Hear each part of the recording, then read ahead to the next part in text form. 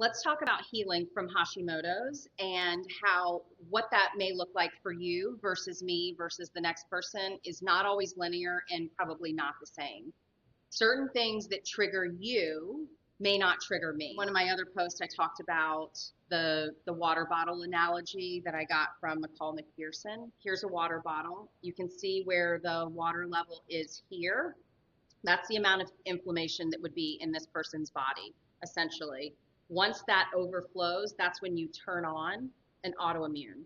So whatever those toxic things that are added to your body and either bring you out of remission from Hashimoto's or turn on an autoimmune like Hashimoto's or something different.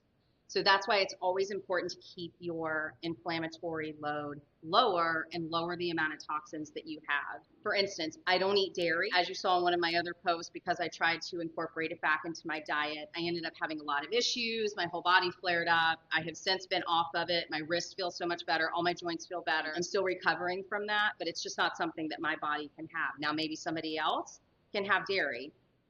Maybe stress is one of your triggers. I've had somebody come in that had MS and stress simply her trigger. I mean, it wasn't food related, it wasn't other things. I talk a lot about the 5 pillars of a healthy lifestyle. That's proper nutrition, proper sleep, proper physical activity, stress management, and social connections. All important aspects to have of having a healthy lifestyle.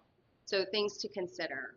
Something that works for somebody else may not be your trigger, and you have to figure out what those are and then lower what that toxic load is.